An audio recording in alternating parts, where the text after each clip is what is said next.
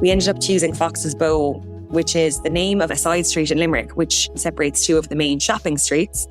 It's almost blink and you'll miss it. It's so small. That was the voice of Alice Carroll, founder of Fox's Bow Whiskey. And here is Maura Clare, founder of Smuggling Nun Poitín.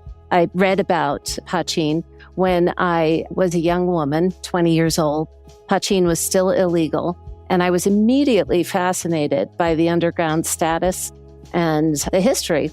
Join us for a round of global Irish conversation with two spirited women of Irish spirits here on Irish Stew. This episode is sponsored by Shantella, your all-in-one business launchpad in the United States. Committed to excellence and execution, Shantella helps enterprises enter or expand in the U.S. market through bespoke project management and strategic planning solutions. Create and realize your vision with Shantella, where they invest their passion in your future success. To learn more, go to shantella.space. Yes, .space. It's a thing. Hey everybody, this is Martin Nutty and you are listening to the Irish Stew podcast, and I am joined by my partner, John Lee. So John, what have we got coming up? Well, Martin, this is going to be the third episode in our occasional Irish libation series, and we're going to welcome two spirited women taking their seat at the bar of the Irish spirits business. And one is finding her niche in a relatively recently crowded liquor category, and the other is getting in on the ground floor of a newly emerging category. So we're going to welcome the pride of Limerick Distilling and co-founder of Fox's Bow Whiskey, Alice Carroll. And we're going to welcome the queen of poitín, Maura Clare, and her Smuggling Nun brand of the once illegal tipple. Welcome all. Thank you very much. Thank you. Happy to be here. We're going to set up the first round here with a thought starter. And we're going to ask you both to imagine you get to serve your libation to anyone in the world, anyone in history. Who would you like to serve your drink to, and what form would you serve it in? Neat or one of your specialty cocktails? Who's brave enough to go first? I think Maura may have thought about this one. Well, it just actually occurred to me, but I immediately thought of Michael McElhatton, who was considered the king of the glens. He was reputed to have the best poitín in all of Ireland. There's a song written about him that's been recorded by Christy Moore. And I would love for him to taste my poitín because it is based on his methods of making poitín in the Glens of Antrim, which is where I got my recipe. And what do you think? Just up neat? Oh, definitely. Yes. He wouldn't have ever mixed it, I'm sure. How about you, Alice? I'm actually going to go the complete opposite direction and say I would love someone like Beyoncé to try it because I'm trying to think of the person who would be, I suppose, influential to the most amount of women. And I think part of the reason that we got into whiskey is because there are so many stereotypes around who the category is for and how it should be drank and enjoyed and whatever. And we're all about breaking those kind of perceptions. So I think if we could get into Beyonce's hands, obviously that would be an amazing awareness piece. But I think someone like her who would have the power to really break the perception of who whiskey is for and who it isn't for, at absolute scale. And as well, how I would serve it, I probably would serve it to her niche so that she could try the whiskey on its own. But I'd probably also mix up a little cocktail because, again, breaking the stereotypes of how whiskey should be enjoyed, I absolutely think whiskey should be enjoyed however you like to drink. So if you like a cheeky cocktail, that's how you should have it. So yeah, I think the complete opposite to Maura's answer, but someone like Beyoncé would be amazing. Well, thanks for giving us a chance to hashtag Beyoncé in our social media. Yeah. So, yeah, I'm, as a history nerd, delighted that we have one historical figure and certainly delighted to have a contemporary figure also. But I'm going to start off with Maura Clare here, and a lot of times we'll have guests on the podcast, and we like to figure out a little bit about their background.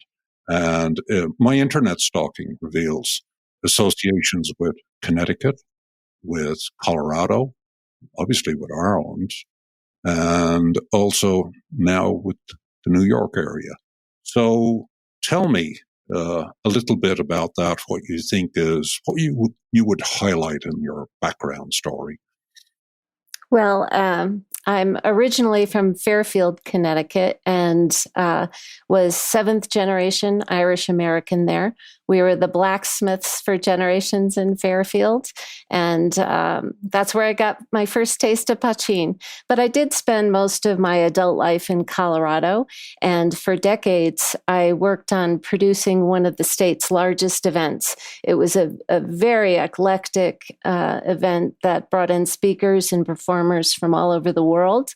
We had a shoestring budget to put it on at the University of Colorado Boulder, and a tiny staff and an army of volunteers. And through that work, I learned that I can do almost anything if I ask the right person for advice and assistance. So that really has informed my starting this business and being either brave or foolish enough to go into the distilled spirits industry. So I did move back to Connecticut to be between Massachusetts and New York in launching this brand that seemed an optimal place to be. And I don't regret that at all, but I still visit Colorado regularly and maintain my network of friends here. I was going to say, you got pretty strong Irish credentials in Colorado as well, with some of the work you did out there.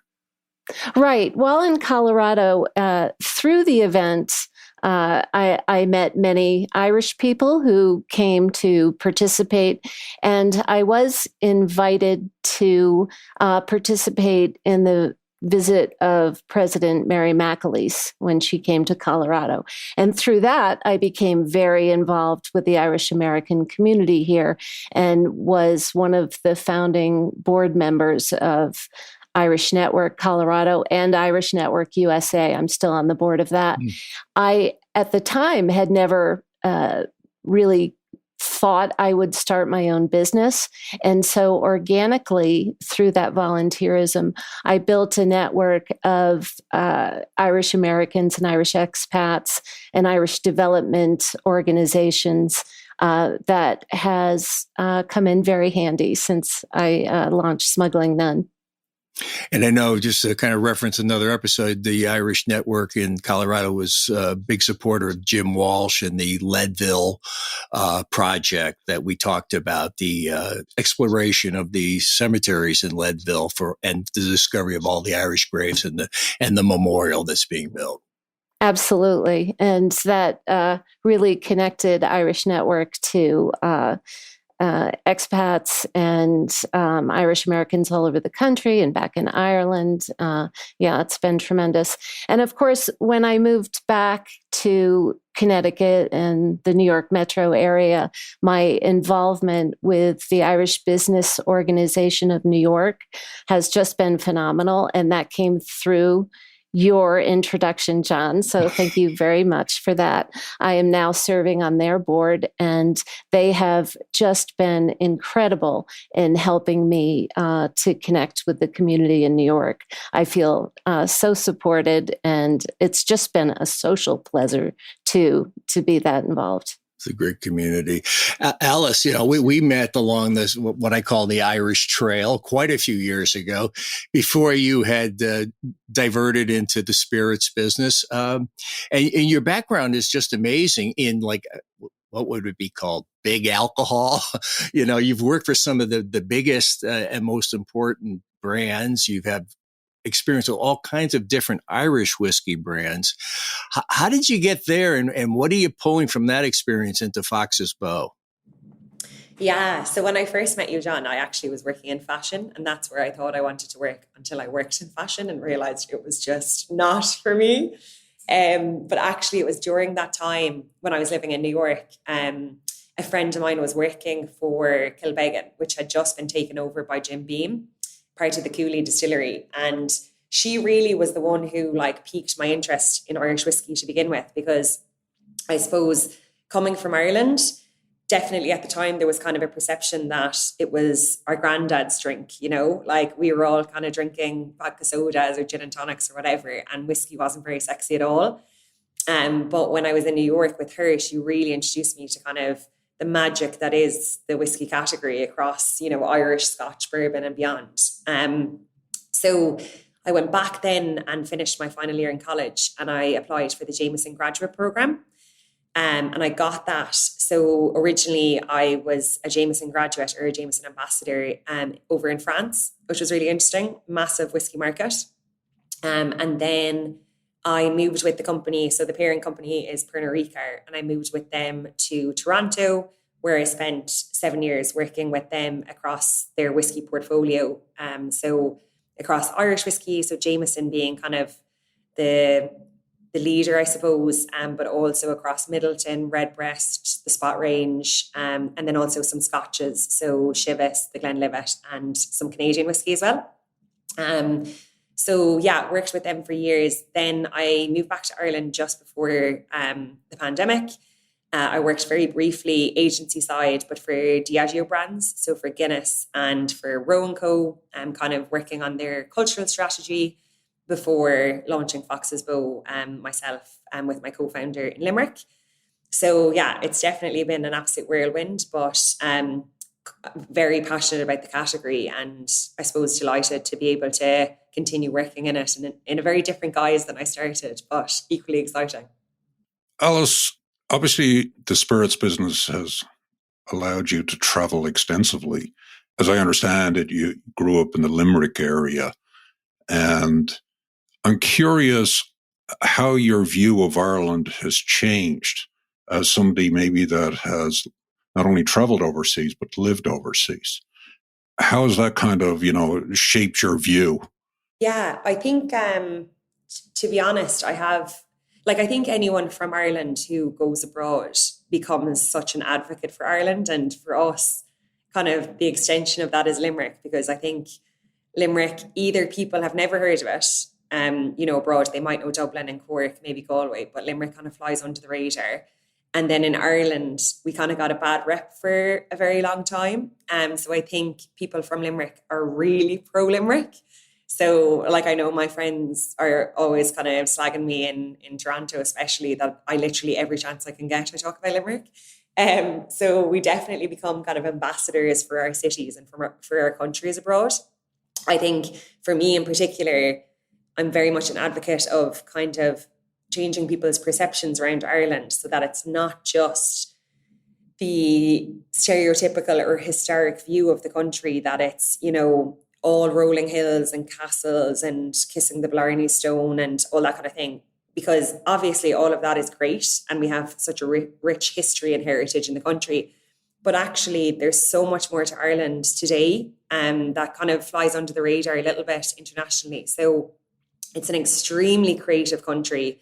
There's so much collaboration happening between different people, and there's just such a vibrancy to the country that I don't think people fully are fully aware of yet, I suppose. And there's obviously industries that are doing Trojan work to change that perception. Like, I think all eyes are on Ireland at the moment from a film perspective, with all of the kind of recent films and obviously actors that are doing so well on the international stage. But I actually think that extends way beyond that. So part of the reason that we set up Fox's Bow, and for anyone who has seen any of our bottles or our branding or anything, you'll notice that it's probably the polar opposite of what has come to be expected from the whiskey category, which I suppose tends to lean quite traditional. So it's quite kind of, heroing those castles and the rolling hills, and it's all very kind of traditional in design and focus on the heritage of the brand and all the rest of it. And there are brands that do that exceptionally well. But we felt that what was lacking from the category was actually something that represented modern contemporary Ireland and that creativity and vibrancy. So when we set out on developing the brand, we wanted to make sure that we were incorporating as much of that as possible.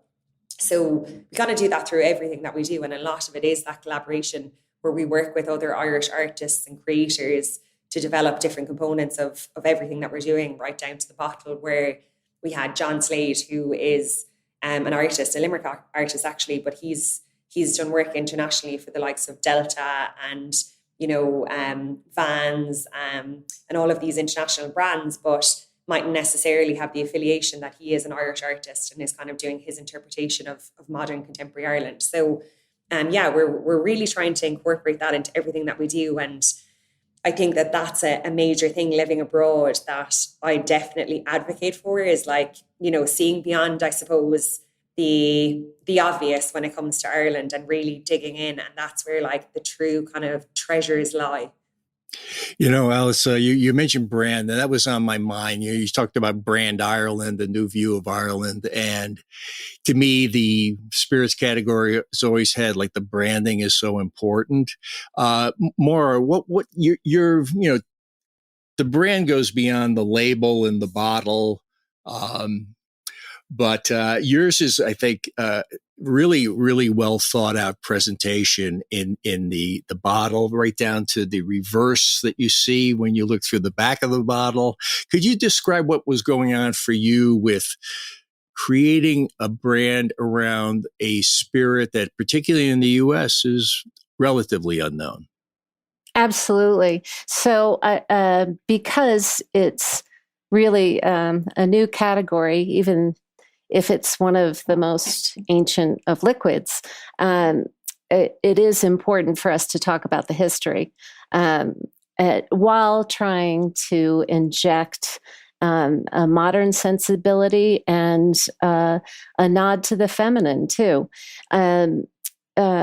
It happened that my first taste of poitín came from a cousin who was a nun, and the brand is named after her. I read about Smuggling Nun, about poitín when I was a young woman, 20 years old. Poitín was still illegal, and I was immediately fascinated by the underground status and the history.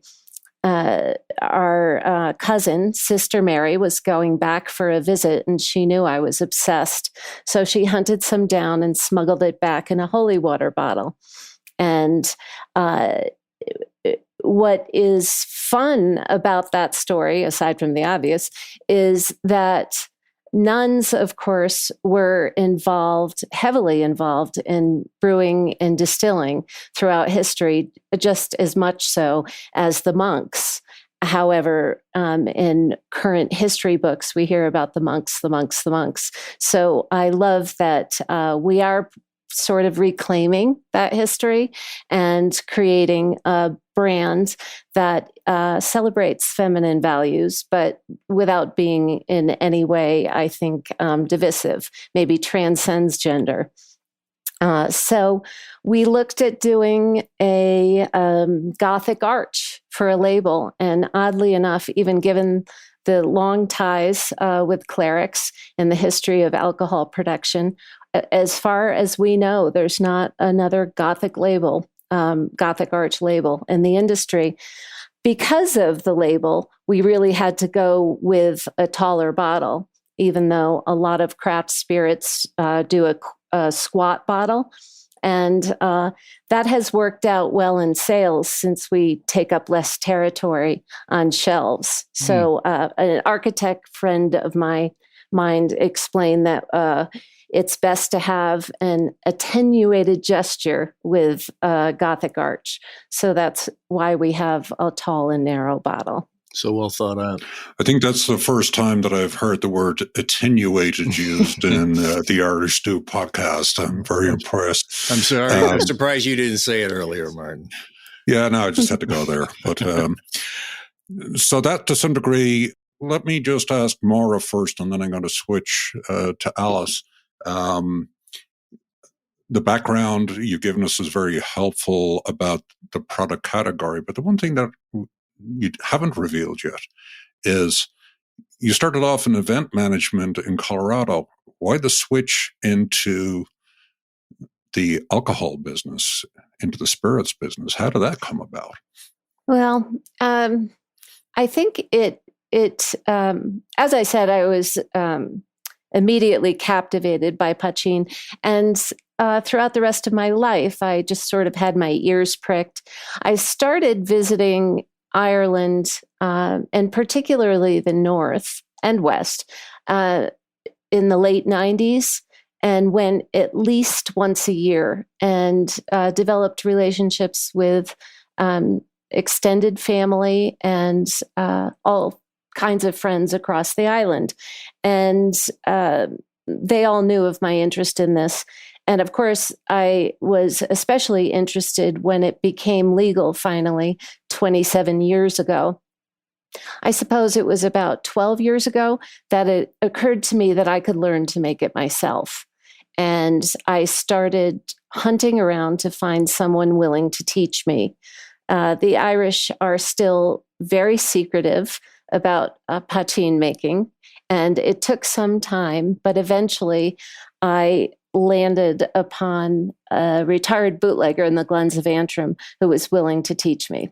And it turns out that his father, I eventually learned, distilled with Michael McElhatton. So I was very lucky to meet someone who made it well. Because of course, poitín, there has been a wide range on how well it has been made since it was unregulated, and there was varying degrees of ability and equipment available. So during the pandemic, I did not have work. And I thought, if not now, when? And again, I went on a search, this time virtually, to find the perfect distillery to make it bespoke for me. And through the business connections I had made as a volunteer in the Irish American organization I mentioned, I was led to Copeland Distillery in Donaghadee, County Down. And we worked through the pandemic to get the recipe just right, scale up for production. We sent samples back and forth through the mail.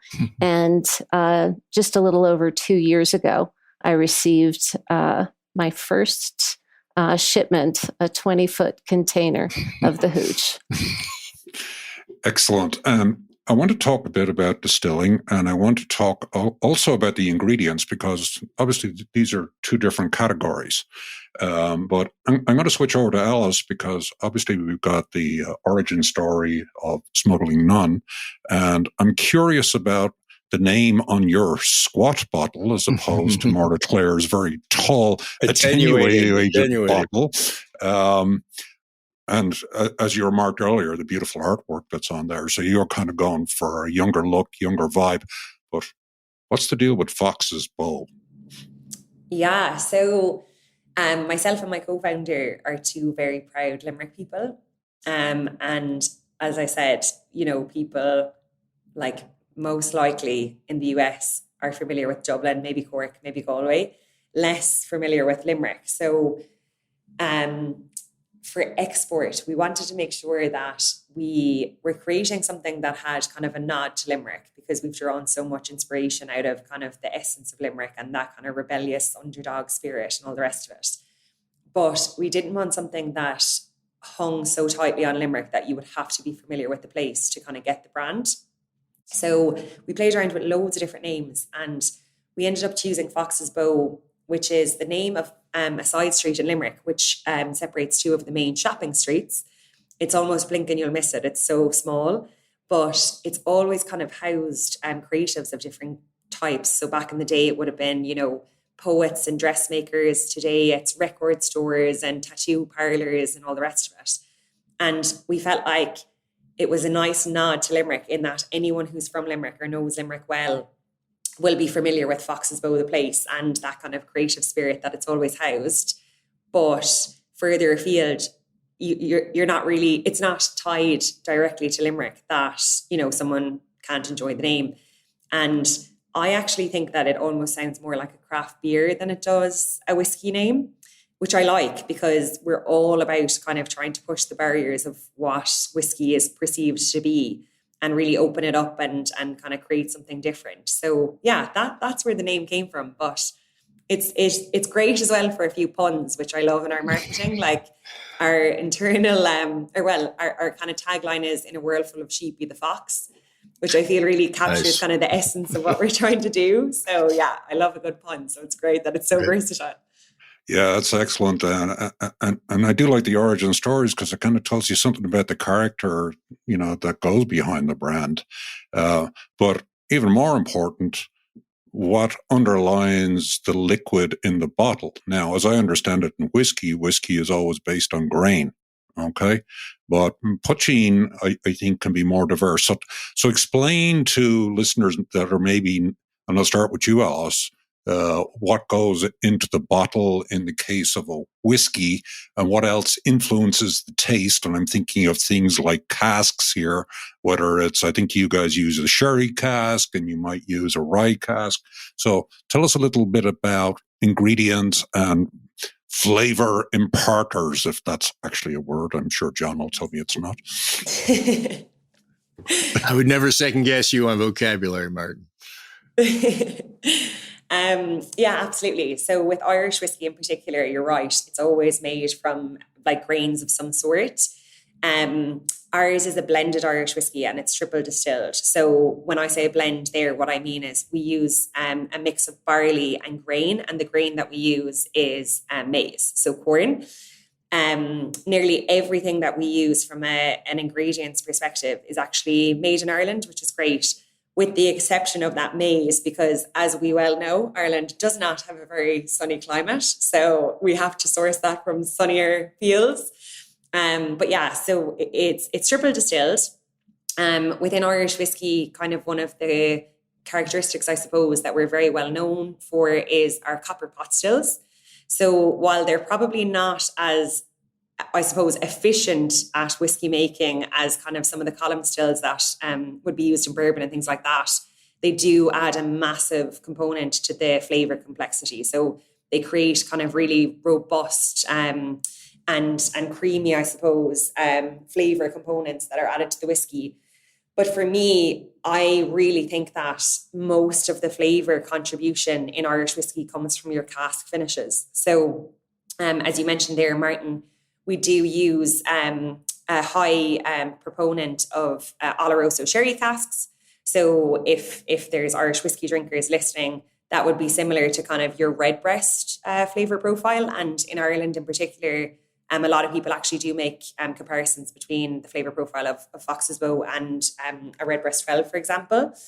We also age our whiskey in bourbon barrels. So you are getting a lot of those kind of sweeter notes coming through, the caramel, the vanilla, the toasted oak that you'd be familiar with from a bourbon perspective. And then I suppose for us, what's quite unusual is we decided to finish our whiskey in rye casks, American rye casks. And that was really because myself living in Canada and my co-founder living in the US, we saw the prevalence of rye kind of that side of the Atlantic, and we were really interested in it as a flavour component, the kind of complexity and spice that it adds to a whiskey. And for some reason, it just hasn't really made the same impact, the Irish side of the Atlantic, let's say. So we wanted to play around with kind of the contribution that a rye would have. We initially explored including it in the actual mash bill, so what was going into the distillation process, like raw ingredients. But in the end, we actually decided to go with a cask finish instead. So we really played around with kind of the length of time that we'd leave it in that cask. We pulled it out after 6 months to begin with, and it tasted amazing. And then we actually made a mistake and we left it in longer. So we just kind of said, look, let's see what happens, like if we leave this in for 11 months. And we took it out at 11 months. And what we found was it was completely overpowering. Like all you could taste at that point was the rye. So with I suppose, blending, like they call blending an art, and it really is, because you don't know until you try it. And there are instances like that where you end up leaving it in for too long and end up kind of ruining it. But it's all kind of, trial and error. So yeah, that's what we ended up doing. And we launched initially in Ireland at the very end of 2021. And we launched initially as an e-commerce exclusive so that we could kind of test, see what was happening, see what the feedback was, make any tweaks that were kind of necessary. And then we launched officially, properly into the Irish market in March of 2022. And then recently we just launched in the US with Texas as our first market. So I'm actually based full-time now in Texas, in Austin. Wow. Yeah. And we launched in Texas in October of 2023. So it's being really well received here as well. But it's interesting to see kind of, I suppose, the nuances in terms of, you know, what's resonating from a flavor perspective with the Irish market is really that kind of sherry cask finish, because I suppose the prevalence of redbreast with Irish consumers, but actually what's resonating with US consumers here is that aging in the bourbon cask and that kind of rye spice element to it as well. So it's been really interesting. And so I'm kind of going to switch over to Maura now and tell us a bit what goes into your flavors. I don't think there's casks at play, but maybe you can correct me on that. No, not with my brand. Mm-hmm. And this is so interesting, Alice, I have to say. It's fascinating to hear all that goes into that aging process and so on. With Poitín, the tech file allows you to age or rest. I shouldn't say age even. You can rest up to 10 weeks, which gives it a little color. But my brand is unaged, clear spirit. And there are a variety of methods that people use to soften Poitín. I should go back and explain that Poitín really is pre-whiskey. So to make an analogy, what mezcal is to tequila, Poitín is to whiskey, really. Shots fired. Not at all. Not at all. Priority. Well, gosh. I also want to be clear that Poitín is not just White Dog. It's not just unaged whiskey. It is, there are various methods of softening the liquid. I had mentioned that my recipe is based on Macalhatton's. Early 20th century, Poitín makers learned to use beet sugar and molasses, or treacle, as they say over there, to soften the liquid. Poitín has mainly been malted barley throughout history, but when it was made illegal in 1661, of course, it went underground even further. But it had always been made on farms, and bootleggers tend to be farmers, and they tend to have a variety of excess organic material that they might add to their mashes. So there are a range of materials that can be used in Poitín making. Many Americans, I think, tend to assume that it's made from potatoes, but of course, potatoes didn't come along until the 1600s, really, in Ireland. It is permissible to make Poitín from potatoes in the tech file now, but most of us make it mainly from barley, and mine is predominantly barley, but also has beet sugar and molasses added to the mash. So that gives it almost a sweet-esque flavor. Of course, sugar doesn't come through in the distillation, but it softens the liquid. So I had the pleasure of drinking your product at the Origin Theater Gala in New York City, where you were serving up a hot Smuggling Nun Poitín, and I was delighted. And given my Irish background, I had always kind of viewed the product as being hooch of the worst kind. And so I was very much surprised by how much I enjoyed the taste. And I thought, you know, in drinking this, I was surprised at I didn't feel like I was drinking rocket fuel at all. And in my research for this episode, I kind of looked up the alcohol by volume content for both your products.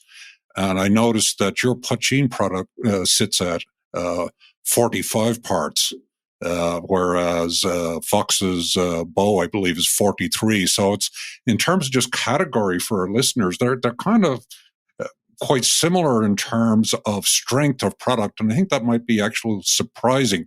But can you speak to the issue of overcoming that view of poitín as being rocket fuel?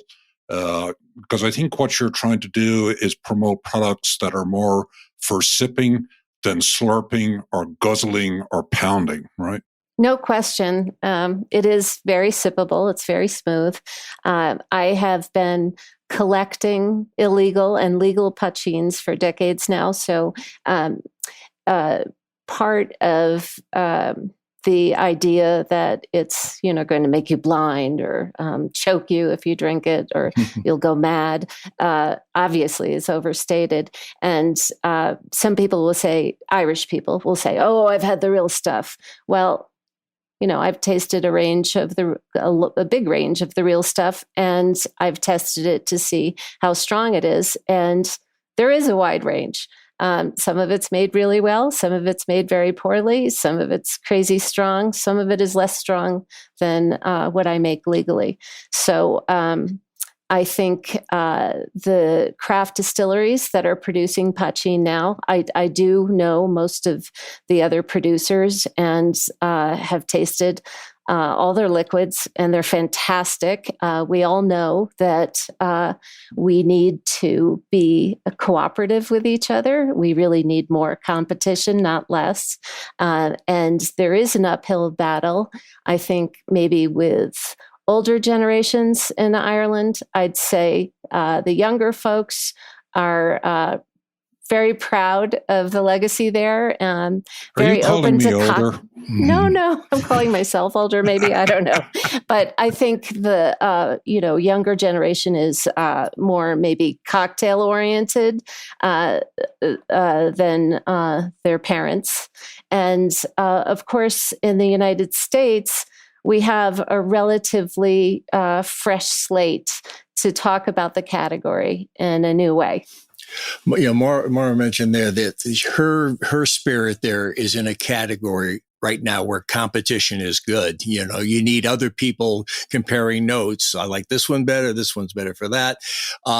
Alice, I think you must have a somewhat different challenge. At least in the United States, Irish whiskey was a fairly sleepy category for a long time. There were really about 4 brands that you would ever see over here. The shelves are full now, and they're coming out all the time. So you're facing a lot of competition. We talked about shelf space in a liquor store. Is that among your biggest challenges? Is making your mark in an increasingly crowded field? Yeah, it's definitely a lot more competitive than it was. But I think, to be fair, when you look at the volume being done in the US within the Irish whiskey category, Jameson still is the Irish whiskey category, and I think that's changing as new entrants come in. But it's obviously still a challenge, because I think a lot of people, when they think Irish whiskey, they think Jameson. And while Jameson is unbelievable, it's done Trojan work for Irish whiskey, as you said there. It used to be a very sleepy category. They've kind of reinvigorated the category and all that. It's not reflective 100% of kind of the variations, I suppose, and the scope of options that are available within Irish whiskey. And I think as well, to a certain extent, and I hate to say this because I do love Jameson, it's kind of done the Irish whiskey category a little bit of a disservice, because it's seen as a shop brand. And because it kind of represents the Irish whiskey category at the moment, there is slightly this perception that Irish whiskey is for shooting, or that it isn't as good quality as some other categories and things like that. So that's really a challenge, kind of changing, I suppose, those preconceptions that people have, and really kind of giving retailers a reason to give Irish whiskey more shelf space, because relative to even Scotch, but definitely bourbon, the Irish whiskey section, I suppose, in Total Wines or anywhere like that is so small in comparison. So I think, to be honest, I actually would share Maura's view there that, more entrants for us is a positive thing, because the more people that are advocating for the Irish whiskey category and representing the Irish whiskey category, particularly kind of premium plus spirits, whiskies, so great quality whiskies, they're helping us change the perception of the category and really kind of giving us a little bit more weight to kind of justify taking more shelf space. So yeah, I definitely think, while there could be a view that it's a very saturated category, I think relative to other whiskey categories, we're still very much in our infancy. There's another aspect of this discussion that we led off with, and we haven't really touched on it, is the spirited women in this traditionally male business. I wonder if you two just want to compare notes among each other. Has it been a barrier? Where isn't a barrier? Is it changing? Maybe, talk among yourselves. I guess I'd start by saying that it can always be used to an advantage to be someone who's standing out. Wouldn't you agree, Alice? Yeah, I think you're definitely right. I think there are challenges within whiskey, I would say in particular. I'm not as familiar with the dynamic with Poitín, Maura, but I suppose because whiskey has always been kind of put forward as a category for men, it is challenging being a female founder. And also, part of the reason that our brand exists is to kind of challenge those perceptions around the category, including that it's a category for men. So when you're starting at that point, it can be challenging being a female founder. I suppose I probably get my credibility questioned a lot more than my male co-founder, even though my background is in whiskey and his isn't. So I think whether consciously or subconsciously, I think people do default to a lot of those kind of preconceptions of the category that it is for men and things like that. But I do think it's changing. I think there's fantastic organizations that are kind of pushing the agenda for kind of more representation within the category for women and things like that. One of which is called Irish Whiskey, which is an initiative. I think it's based out of the UK, but it's a global initiative. And they really advocate for kind of, championing women in whiskey and advocating for kind of including more women in basic advertising and things like that, because that whole notion of, you need to see it to be it is so true. Literally until I went to New York in my 20s, I thought that whiskey wasn't for women either, and that's coming from someone in Ireland who is surrounded by Irish whiskies all day, every day to a certain extent. So I do think that there's a lot of work still to be done, but we are making great progress. It's absolutely true that there is growing awareness, and it's wonderful to see that major distributors and retailers, many of them have a goal of having even a specific amount of women-owned brands on board. I come to Dublin once a year now. Twice I've been to our annual Poitín conference. It's called Poitín Now. And most of the whiskey conferences have been predominantly men, I think, up until recently. And I hear and saw at Poitín Now that more women are attending and becoming interested in spirits, or more visible anyway.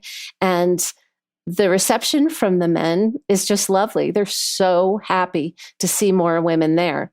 And as far as being a presenter in the Poitín category, I've been the only woman in Ireland and the only American, and they could not have been more kind and welcoming to me. So it's very uplifting.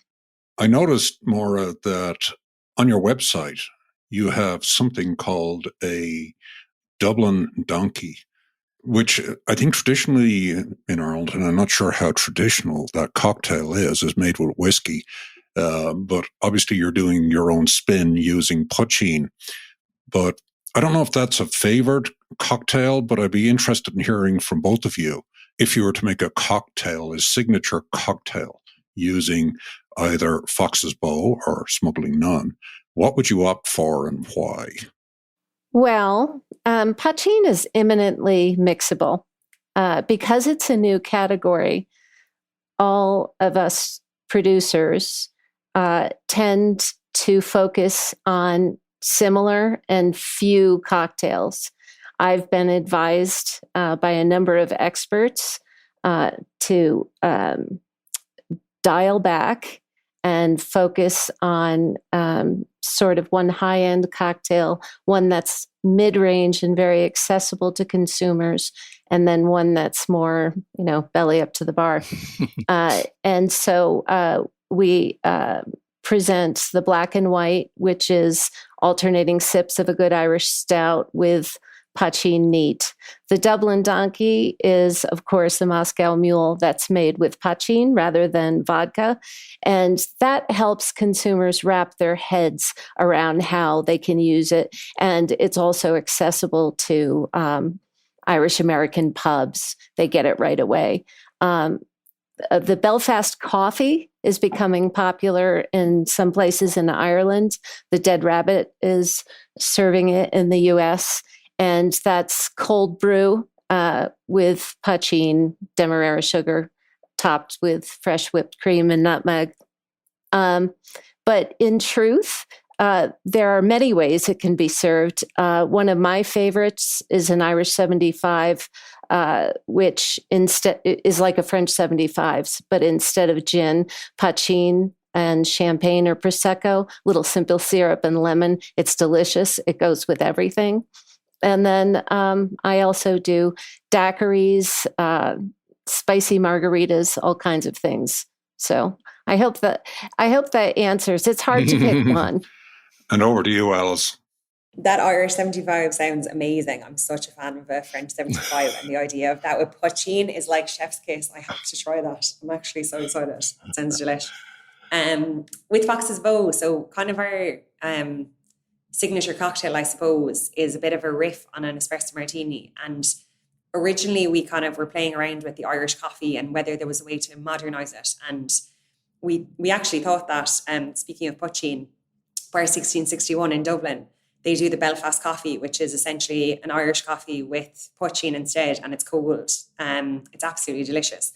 So we were kind of thinking, well, given that we're an Irish whiskey and also given that we're from Limerick, which is where the Irish coffee was first invented in Foynes Airport, could we do something that was like, it paid homage to the Irish coffee, but had kind of a more a more contemporary spin.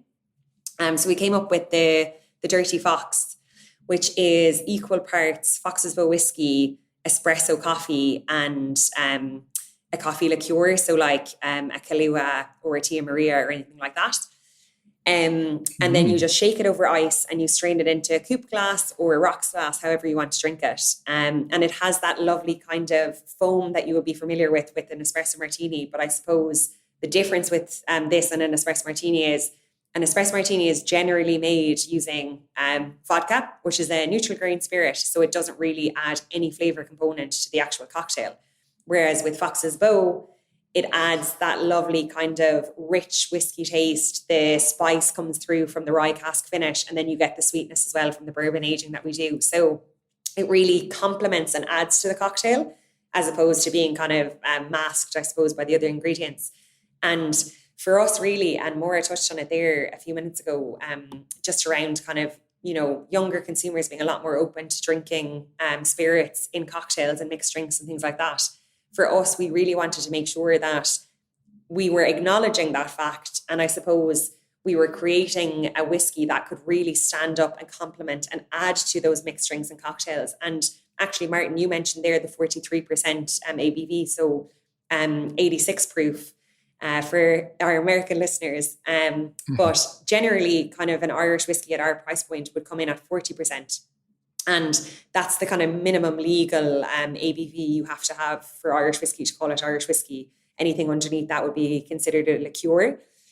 So we decided actually to go the slightly higher ABV of 43% because we felt it contributed more and stood up more in a mixed drink or a cocktail at that slightly higher ABV, as well as getting a lot of help from kind of that rye cask finish in terms of the spice profile that really stands up in cocktails.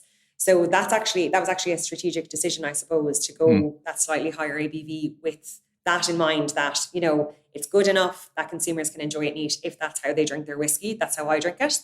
But if you do want to mix it, either in a mixed drink or a cocktail, it really stands up and complements the flavour of those as well. What's the name of that coffee cocktail? That sounds really good to me. We call it a Dirty Fox. Love it. Well, I'm going to open up a bottle here of Smuggling Nun. It's a little early in the morning. Did that come through on the microphone? Yeah, what a lovely sound. It did. I heard it pop. Maura's going to kind of talk me through what I'm experiencing here. Well, first is the scent. I just love the scent, right? It's some people say it reminds them a little bit of tequila. Yeah. Would you agree? Yes. Also, the first time I had it, grappa, because my Italian wife, I've sampled a little grappa in my day. Okay.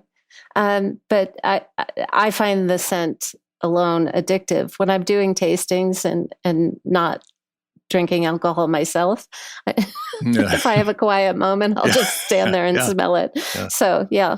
And then, are you ready to take a sip? Yep.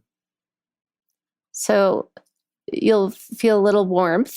Definitely. Spread out on your tongue from the malted barley, right? Yes. And it's a smooth finish, right? Yeah, absolutely. There's no bite to it at all. Uh-huh. It definitely does not come out of a plastic jug. Right. And there's a complexity there that I don't know, reminds me of gin, but I'm not a gin drinker. So it's got the complexity, but without the botanicals, right? Yeah. And because there is some beet sugar and molasses in the mash, you get that sort of sweet lightness that is almost like a rum. Right. Correct? Yeah. And then I know you've tried it mixed also at times. And there's a flavor and strength, as Alice was saying, that stands up in a cocktail that is so much more interesting than vodka. So it's as mixable as vodka, but with more flavor. I'm going to try it in a martini. That sounds great. Yes, Nuntini, we say. Yeah, okay. And then you were serving some at the IBO St. Patrick's party. And yes, it was with I can't remember what it was. It was kind of a That was a blood orange daiquiri. And the flavor I'm getting here definitely came through. And, yes. And it inspired our Australian visitor, Raymond Sexton, to get up and sing. So he attributed his performance to the parting glass. The parting glass. Exactly. We have you at a disadvantage here, Alice, because we don't have Fox's Bow in our hands yet. But let's pretend we're having a sip. What are we getting the way Maura was able to take us through this tasting? I know, I feel very stingy that I didn't get a bottle to you ahead of time. I should have, but we can arrange it after. Yeah. So for us, probably what you would get, what people remark on a lot is what comes through in the nose kind of almost creates this mental vision for you of what it's going to taste like, and it actually doesn't. So like what comes through in the nose, it's actually quite delicate. It's floral. It's kind of a lot of those sweeter notes that come through, a lot more kind of those like vanilla scents and kind of caramel scents and a little bit of woodiness. Whereas actually on the palate, for me anyway, a lot of that kind of Oloroso red kind of bursts of fruitiness come through. And then it's almost closed out or like balanced out by the spiciness from that rye cask finish. And for me, it's really a combination of the two of those that linger on your palate. So for a whiskey at our price point, I would say we actually have a surprisingly long finish. And a lot of that is down to kind of the cask finishes, of course, like that rye does a lot of the heavy lifting for us, but also from the triple distillation of the pot still as well. It really creates kind of that lovely, creamy, round mouthfeel to it that lingers when you finish. So hopefully I've got you salivating now and wanting a taste, but we'll have to arrange it. Absolutely. And you also have piqued the thirst of our friend Seamus Plug, who has arrived in the room and wants to ask you what you would like to plug and tell our listeners more about. Why don't we start with you, Maura?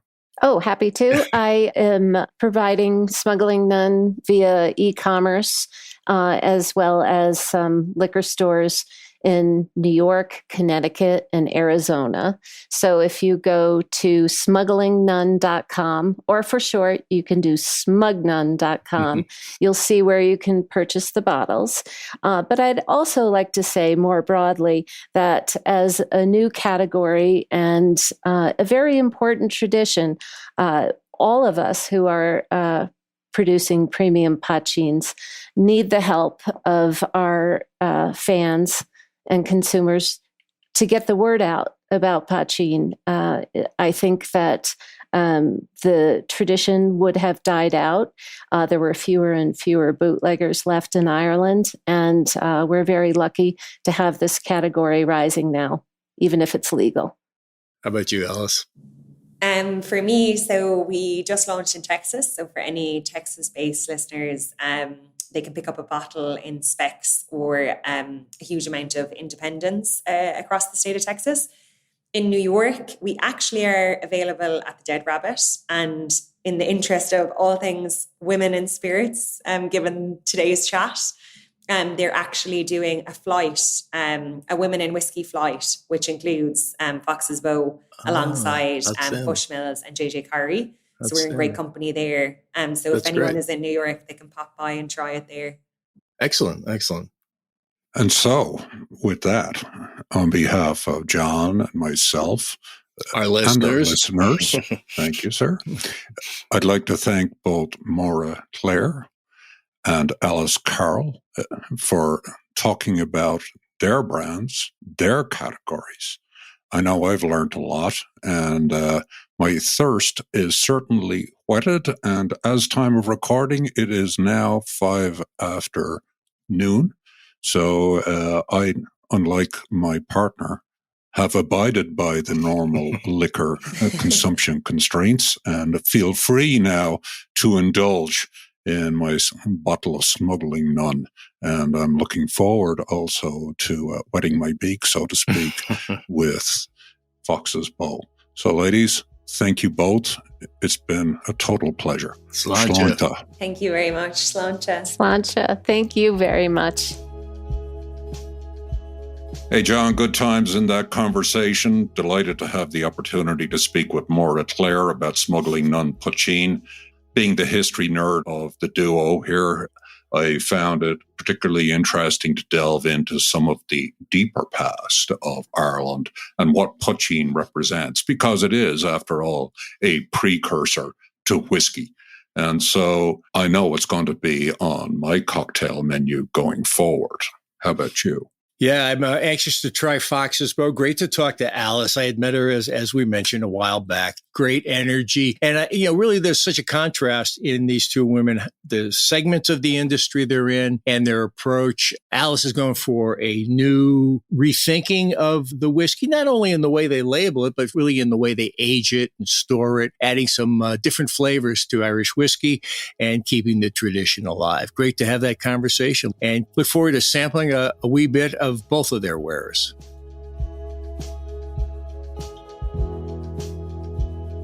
Irish Stew is produced by John Lee, Martin Nutty, and Bill Schultz. Editing, mixing, and mastering by Bill Schultz.